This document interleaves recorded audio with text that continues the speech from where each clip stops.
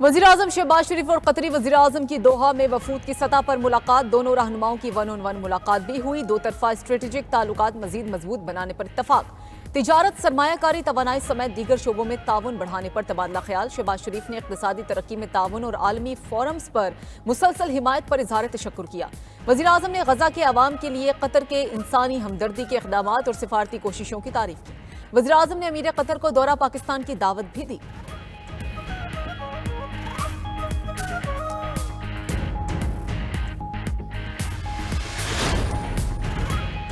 फैसला कुन जंग का वक्त करीब है। अब जब निकलेंगे तो घर बता कर जाएंगे कि वापस ना आए तो हमारे जिनाजे पढ़ लेना। वज़ीर आला खैबर पख्तूनख्वा अली अमीन गंडापुर का जल्द नई तहरीक शुरू करने का ऐलान। कहा कि समझ आ गई है कि इस मुल्क में शराफत, इज्जत और कानून से हक नहीं मिलता। बानी पिटाई को रिहा करवा कर ही रहेंगे। अली अमीन गंडापुर ने जल्द सूबे में तलबा यूनियन को बहाल करने का भी बता दिया। बोले कि कौम के नौजवानों ने ही मुल्क को लीड करना है। मुकाबला करने की जुर्रत से उनकी सोच बढ़ेगी।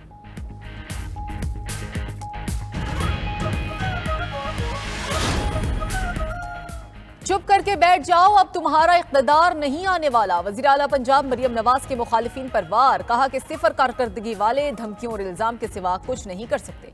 पंजाब में फितना फसाद की साजिश की गई। ये चाहते थे इतनी तबाही करें कि नून लीग की हुकूमत कुछ ना कर सके। अब वो जेल में बैठे अपने जख्म चाट रहे हैं। अब तो मुखालिफिन भी एतराफ कर रहे हैं कि नून लीग की हवा चल पड़ी। तरक्की में नून लीग का पलड़ा कल भी भारी था, आज भी है और आइंदा भी रहेगा।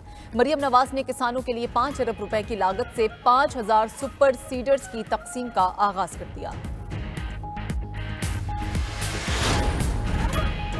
पीटीआई रहनुमाओं का बानी के साथ जेल में गैर इंसानी सलूक का शिकवा। उमर अयूब ने मीडिया से गुफ्तगू में कहा कि बानी पीटीआई के सेल की बिजली बंद है, गैर मेयारी खाना दिया जा रहा है, बच्चों से बात नहीं करवाई जाती। सलमान अकरम राजा ने कहा कि बानी तहरीक इंसाफ का कहना है उन्हें 100 साल भी जेल में रखें तो वो अपने अज़म से पीछे नहीं हटेंगे। जल्द बड़ी एहतजाजी तहरीक का ऐलान करने जा रहे हैं। 26वीं आईनी तरमीम के जरिए आइन और अदालत पर हमला किया गया। 27वीं आईनी तरमीम के जरिए फौजी अदालतें लाई जा रही हैं। सलमान अकरम राजा ने यह भी वाज़ेह कर दिया कि बुशरा बीबी का सियासत में आने का कोई इरादा नहीं।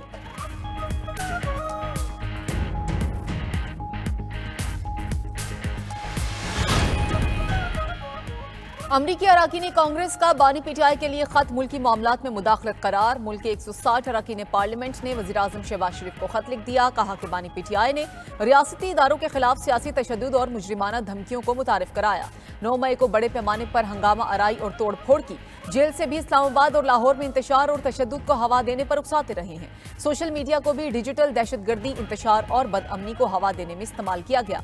अमरीका और बरतानिया में मुकीम मुनहरिफ अनासिर आज भी बानी पीटीआई की मनफी मुहिम में किरदार अदा कर रहे हैं। खत में अराकीन पार्लियामेंट ने मजीद कहा कि किसी मुल्क के अराकीन पार्लियामेंट को पाकिस्तान के अंदरूनी मामलात में मुदाखलत का हक नहीं है।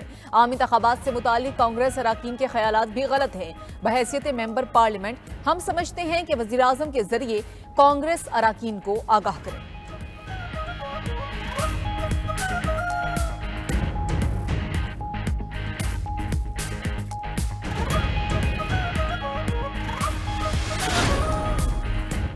इस्राएली लॉबी अपने परिंदों को जेल से निकालने के लिए दिन रात सरगर्म है। अमरीकी कांग्रेस अराकीन का खत भी इसी की कड़ी है। वजीर इत्तलात सिंध शर्जील इनाम मेमन बरस पड़े। बोले कि कोई ऐसे ही किसी के लिए लॉबी नहीं करता।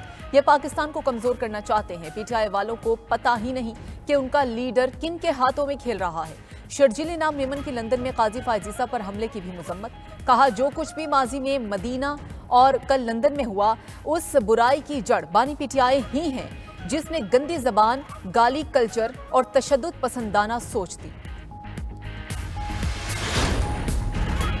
तर्जुमान दफ्तर खारजा का लंदन में पाकिस्तानी हाई कमीशन की गाड़ी को निशाना बनाने पर इजहार तशवीश। प्रेस ब्रीफिंग में सवाल के जवाब पर मुमताज ज़हरा बलोच बोली कि वज़ीर दाखिला कह चुके हाई कमीशन की गाड़ी को निशाना बनाने वालों के खिलाफ कानूनी कार्रवाई करेंगे। तर्जुमान दफ्तर खारजा ने मजीद कहा कि अमरीकी सियासत के हवाले से पाकिस्तान की कोई पोजीशन नहीं। पाकिस्तान किसी दूसरे मुल्क के अंदरूनी मामलात में मुदाखलत करता है, ना ही अपने मामलात में मुदाखलत को पसंद करता है।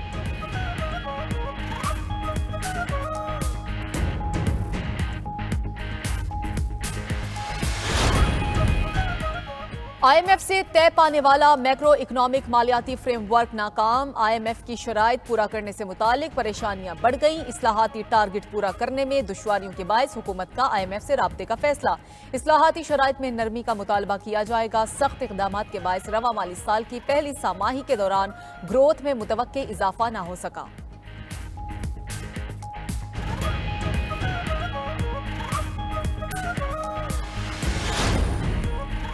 लाहौर की फजा आज भी आलूदा। दुनिया के आलूदा तरीन शहरों में फिर दूसरे नंबर पर आ गया। फजाई आलूदगी की शरह 198% रिकॉर्ड।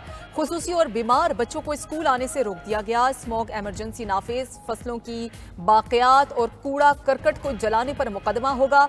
माहौलियाती आलूदगी का सबब बनने वाली सरगर्मियों पर 4 नवंबर तक पाबंदी आयद। शिमला पहाड़ी एरिया में बारबेक्यू और फूड पॉइंट्स रात 8 बजे बंद होंगे। डोर टू डोर सदादे स्मोक आगाही मुहिम भी शुरू करने का फैसला।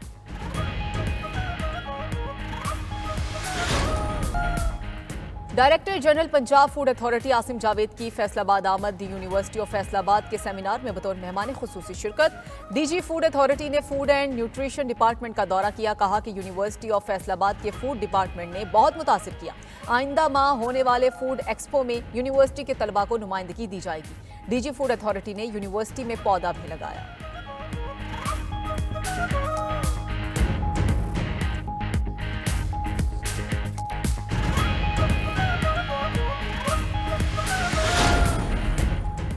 और मुल्क की तारीख में पहली मरतबा हवाई जहाज का सड़क पर सफर। कराची से बजरिया सड़क हैदराबाद जाने वाले तैयारे को मोटरवे पुलिस ने रोक लिया। मोटरवे पुलिस ने टोल प्लाजा क्रॉस करते ही जहाज को रोक लिया।